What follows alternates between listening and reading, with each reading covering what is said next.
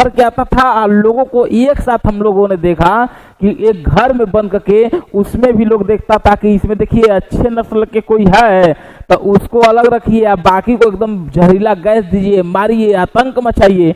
मैंने समझिए कि इतना मैंने परेशान कर दिया कि यहूदी लोग, वो हम बताए थे कि यहूदी लोग क्या, तो ये लोग दूध का जो ड्राम देखते हैं ना आप लोग, दूध का जो क्या बात है बल्टी वल्टी जो ये दूध को, उसमें ये लोग ऐसे रख के कागज में लिख के गाड़ देते थे जमीन के अंदर कि भविष्य में भी अगर कोई देखेगा कि हम लोगों के साथ क्या हुआ था, हिटलर कितना अत्याचार किया था, अगर भविष्य में भी कोई खून के निकालेगा तो उसको पता चल जाएगा कि हम लोग के साथ कितना अत्याचार हुआ था।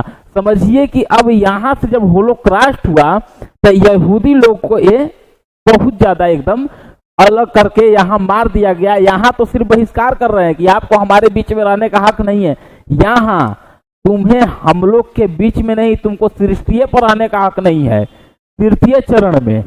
समझ गए? अब जब यहाँ तक हम लोग समझ गए तो हिटलर के कुछ कार्य को भी देखिए, कुछ कार्य भी किए थे और उस कार्य को भी समझिए। अब हिटलर के कार्य,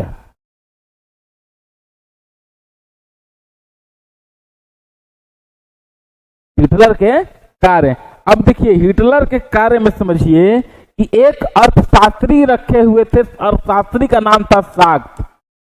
अब समझिए कि ये एक अर्थशास्त्री थे, इन्हीं और यही दो चीज बोले। एक बोले क्या, तो जर्मन सुपर हाईवे,